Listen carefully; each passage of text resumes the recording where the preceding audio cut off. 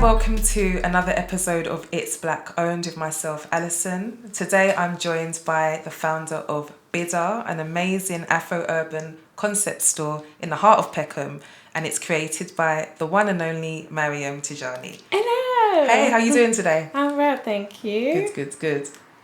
So starting Bidhaar. Yeah. Talk to me about that. Oh, girl. Entrepreneurship is not for the faint-hearted. I will tell you that for free.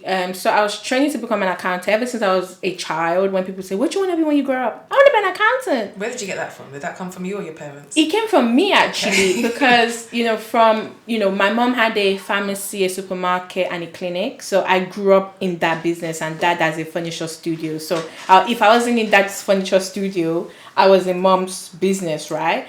So I started counting crazy money from when I was young. So at the end of, the store closing, when we get to the house, mom makes me count all this money. And I'm like, I like money. so she's like, I want to be an accountant. I never said banker, but I said, I want to be an accountant because I really enjoyed it. But then growing up, I was good in math, but training to become an accountant, I didn't enjoy it. It blew me out of my mind. I'm a creative. Accounting does not give you any creative freedom. It is very much static. That's the formula. That's the principle. There's no room from, there's no room. None. So I was like, you know what? I don't want to do this. I'm an entrepreneur. I had interest in interior design, fashion design, food. I'm also a philanthropist at art. Like anytime I'm thinking of a business idea, I'm always thinking about how can I give back? Nice. How is this making the world a better place? So I was like, you know what? I want to be a creative entrepreneur because I can control that. But when I think about it, I'm like, you know what? I don't want to be a broke fashion designer. Like I was kind of fed up of seeing a lot of like starving artists. So for me, it's like, if you're a talented person, why should you be starving? Like, why can't you monetize your creativity? So for me, it was like, I don't want to study fashion design because creativity is innate to me. I have it naturally. I want to study how to run any successful business. Because once you learn that, the principles are the same for anywhere you go. So I was like, you know what? I quit my accounting. I didn't finish. I was like, because if I finish, my parents are going to make me go chartered. I was like, F this. ACCA and that. Yeah, I was like, I'm not going to do this. So I quit, moved out of Northampton, moved to London. I was literally like homeless for like 2 years, surfing, trying to just figure out who I was and what I liked. And I was used to having a lot of money as a teenager. Like I had like 3 jobs. Like money was never my problem. And I'm like, let me see what it's like to be a real teenager or be a real young person for a while. And those struggles really inspired me to say, actually, I do want to go to uni, but I just don't want to be an accountant. Right. So went to study business management, and anytime I had the chance to pick a coursework, I would always pick something around Africa or the Black community, or something around youth entrepreneurship, like something that just helped my community or my age group. That was something I was very passionate about. So from there, I was working on launching my Afro-Urban clothing brand at the time. And then I was also working on launching e-commerce for, African brands. It was called Afrocentric London, which is actually now Bidhaar. Afrocentric? London. Sounds like the hairband as well. Is it Afrocentrics? That's the hairband, isn't it? So mine was meant to be called Afrocentric with a QUE. Oh, right. Okay. London. And so it's kind of evolved into what Bidhaar is today. And my entrepreneurship journey went from me trying to, launch the clothing brand to going into wanting to launch a crowdfunding platform, pitch it Africa, move back to Nigeria.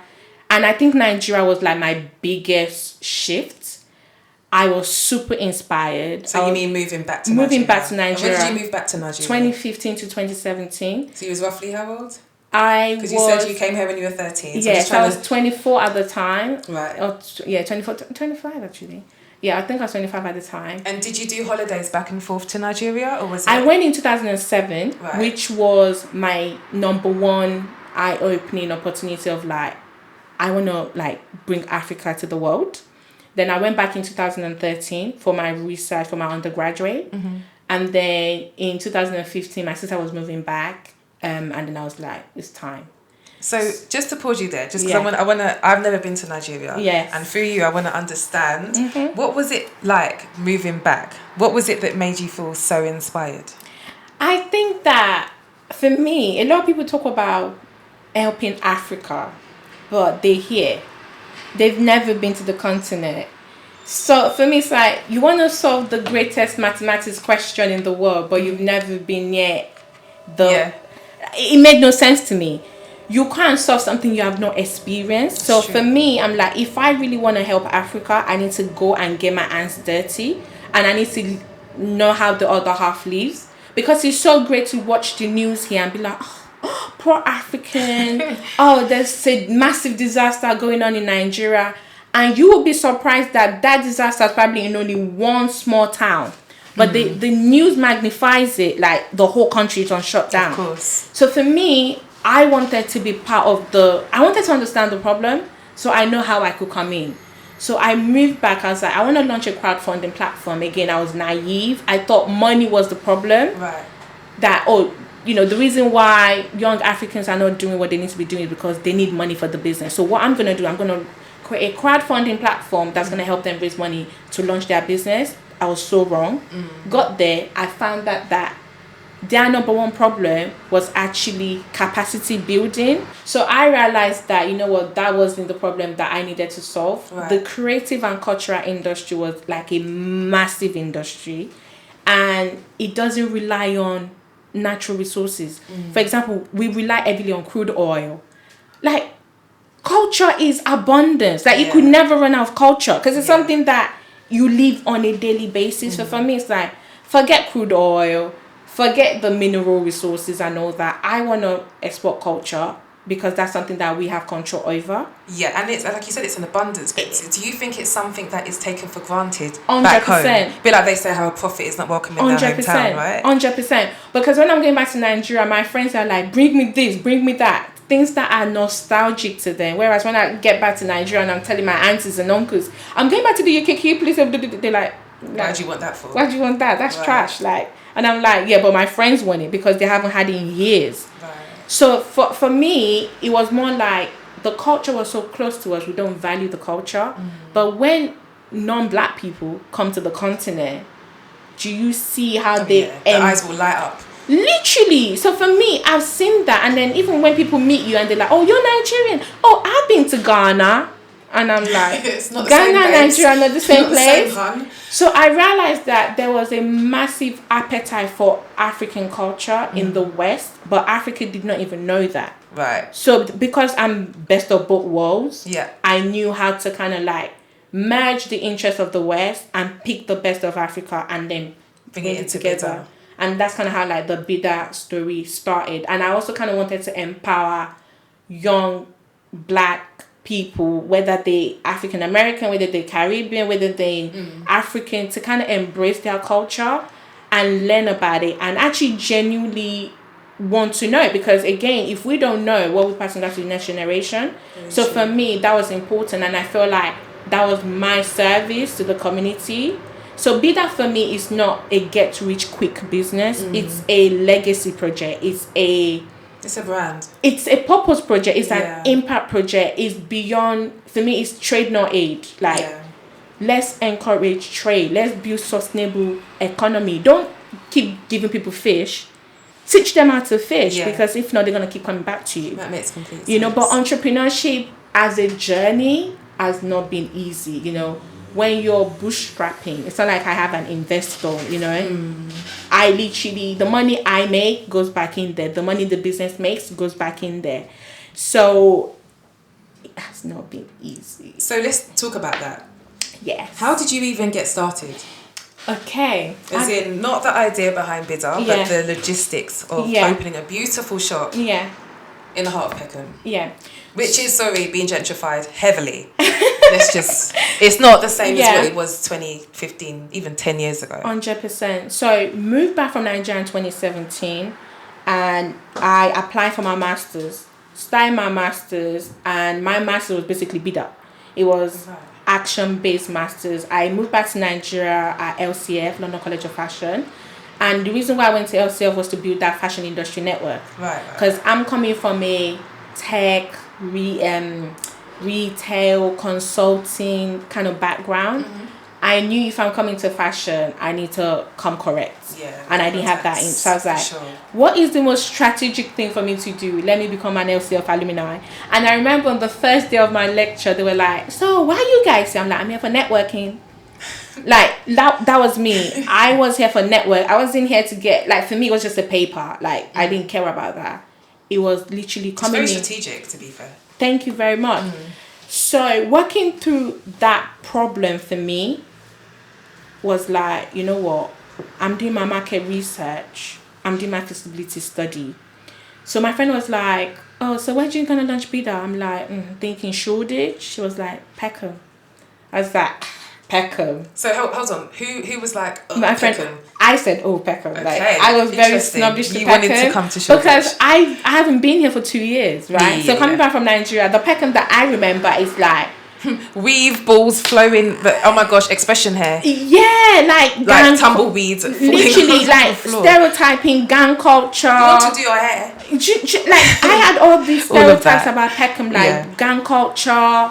Literally, like, who creates a luxury premium brand in Peckham? Like, I'm like, maybe Brixton.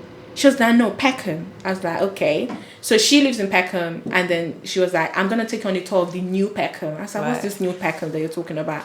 May I ask if she was a black lady? Yeah, my friend Abby, the one that does the pop-off mix. Oh, amazing. Yeah, cool. So she took you on a tour of the new Peckham. Of the new Peckham. I was like, what? I was so shocked. What shocked you the most? I just didn't imagine. I think I came in, and then we went to the back of the store in Bossy Building.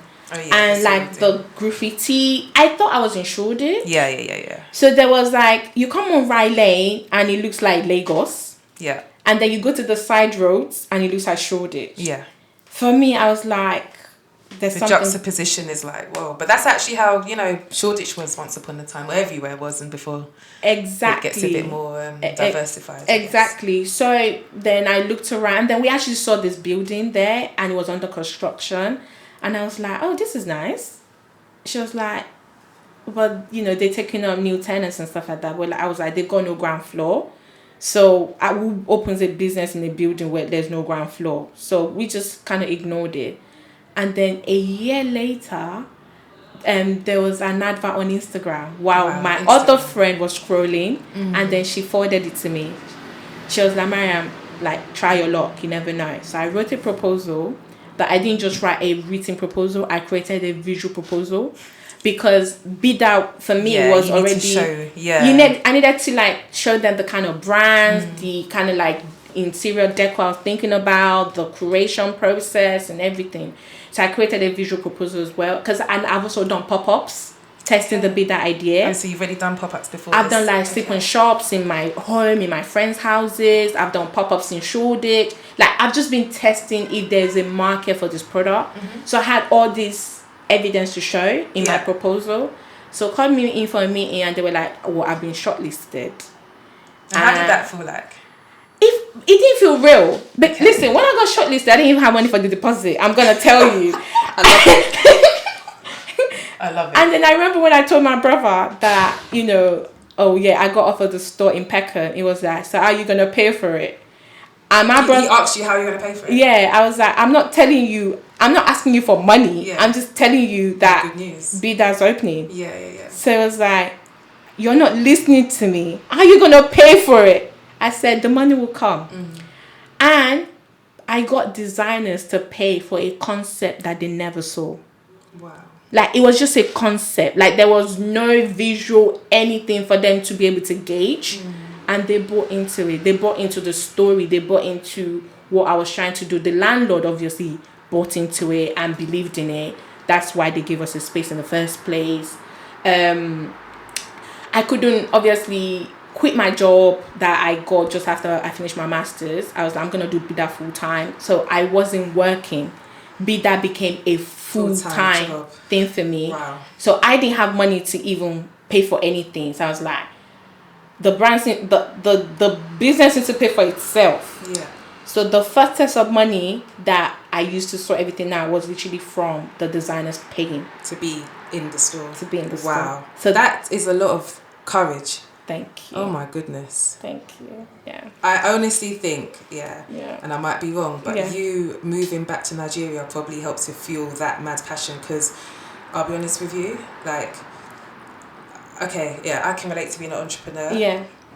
But at the level at which you've done it, Yeah. I just have to commend it, honestly. Thank you. Enough respect. Thank you. Now, if we think about Bidhaar now, right, Yeah. it's not just a retail space. No. You also have had events. It's also a showroom. It's also an agency. We also have a private label as well. Working on Lagos store, working on another London store. Like, it's a lifestyle brand. It's beyond just retail. It's a brand incubator for Black and African creatives. Right. So it's beyond me, you know. It's not about me, you know. If I'm away for 16 hours, I'm probably working on Bidhaar for 15 hours of that 16 And okay, let's be real. Yeah. Is that how you want it to be, though? Do you want there to be more balance with business? 100%. Like, I would love to switch off and not be so engrossed in Bidhaar. However, I know that I need to make some of these, because thinking about it, looking back a year from where I was, some of the things I used to have to do, I now employ people to do it. Brilliant. So you've made progress. Massive progress. Absolutely. Like, I used to have to do social myself. I used to have to do graphics myself. Social yourself. I have to. That in itself is a full-time Literally, job. I'm the accountant. I'm the events curator. Yeah. I'm the operations director. Like, I don't have to do all that anymore. Like, I've got a content writer. I've got editors. You know, we've got a showroom manager. Like, we've got a visual design, a visual art director full time. So you just sometimes have to make that sacrifice at the beginning, but then eventually, like, it's been a year. Like, everyone's like, they think Bidhaar's like 3 years old. It feels like it's been going longer than it has. I know. Because you've done so much. Thank you. Like, Thank so you. much. Like Thank I said, we you. had our event there back in January, but Thank you. you've had many, right? Yes. What sort of events can people expect at Bidhaar? From like open mic night to, you know, art exhibition, book signing, children's book club. We had the launch of a Black dating app. Yes, very. Yeah. We've had like, so I can't even think. Yeah, you've had food many. events, press nights, party. Because I mean, see, this is the thing, right? People see Bidhaar as just a vibe. Like, it is. You go there, honestly. I've been there with my daughter, and she was literally running around. One of the staff looked after her for a piece. yeah, I'm checking out all the stuff. Literally, Don't want to leave. No, so it's like a home. You know, it's a vibe. Like, we can't do events since we came out of lockdown. After we had the press night, we can't do normal event, because if we create an event and we like 10 people should come, 50 people will show up. Right. Because it's Bidhaar. 50 people want to be there. And I can't get sued. Like, who's paying the 10,000 grand fine for, like, so for me, it's like no events until we come out of lockdown. Just because it's a vibe, you know, the tribe really buys into it. So, yeah, 100%. So, in terms of the future of Bidhaar, I know you've touched on maybe opening another store in London and Nigeria. Yeah. I think I'm most excited about the Lagos store, only because I'm very Pan-African, and I think being in somewhere like Lagos will enable me to do that. Sure. I can build the brand authentically without any bureaucracy of like licensing for performances, for alcohol, for this, for that. Licensing seems to come up quite a bit on this show, to be honest. I can't deal. It's quite stifling. It's very, very stifling. And when you're a startup with no experience about stuff like this, it's like, where do I even start? You know? And it's like, it also costs money. Yeah, like legal aid and legal support. Like, I remember, like, I looked at my lease agreement that I signed with the landlord. If I'm getting another store, I would never have signed that kind of lease agreement, because some of the things I found that was in there, I was just like, how the hell did I sign this? You know? So whereas being in Africa gives you like that creative freedom to just build a brand authentically without any bureaucracy whereas London has a lot of bureaucracy. But now that I know better, opening a second store will be much easier. And for me, opening the store in like New York, in Paris, in like Japan, like I already know the strategic places that I want Bidhaar to be. So for example, if we open a Bidhaar store in Shoreditch, it wouldn't be the same as Peckham. Right. Because the vibe is different. Yeah. So if we open in a central London one, it will be more high-end brands because it's a different clientele. So the area we go will depend on the kind of store we open, but we are an experiential brand. Experience is the core of what we do. From education to entertainment, escapism, aesthetics, bringing in tech as well, augmented reality, virtual reality is something that I'm really excited to explore. Like imagine being in London and then you're able to visit a designer studio in Lagos through like a VR headset. Amazing. So those are the kind of collaborations that sounds sick. I'm sold. Yeah. I'm like, take me. So 100%. So for me, even during lockdown as well, so a lot of these ideas were coming to me as well. People couldn't travel, right? Tourism is a big thing. You don't have to think about Google Maps. Yeah, it's true. You couldn't explore the streets of Lagos without actually going to Lagos. We can push, for me, bringing Wakanda to life is the whole point of Bidhaar, right? Like, you don't have to actually physically go to Africa for you to immerse yourself in the African experience. Blended with an urban edge, No, it makes sense. I always use Chinatown as a reference because you go down to Chinatown and you literally could be in China. 100% authentically so. Yeah. So for me, that's definitely what Bidhaar represents. Like the little Africa, the little Nigeria, the little Lagos, the little Jamaica, the little salon. Do you know what I mean? So Jamaica. Yeah. So that's Gambia, the essence of. I love it. Yeah, it's quite exciting. Naturally, I just want to invite everyone to head down to Bidhaar as soon as lockdown's over, but also first of all, guess the website. Yes, please. Other than itsblackowned.com. Bidhaar, so www.bidhaar.com, which is BIDHAAR.com. So yeah. And on the high street, is it 133A? That's it. Rye Lane. So it's literally like less than 2 minutes from the train station, and literally when you come on Rye Lane, the zebra crossing just after the bridge literally takes you straight into the store. The building is called Market, and it's just a really cool spot to be at. So as soon as Bojo and these people then let us know that we're allowed out again, we'll be heading down there. And lastly, I just want to finish on what does Bidhaar mean? Bidhaar means merchandise, goods or products in Swahili, and it actually kind of emerged because I wanted to be like your go-to pop culture merch brand for African creatives. So for example, I want you to come on like Bidhaar and be able to buy like Wizkid's merch, and again thinking about how artists can diversify their income. So it was meant to be a merchandise brand, but then it just evolved into it being a retail and a lifestyle brand. And the rest is history. And then the rest is we're just getting started, guys. Getting started. Thank you so much for joining me. Thank you for having me. It's been fun. It was a pleasure. Thank you.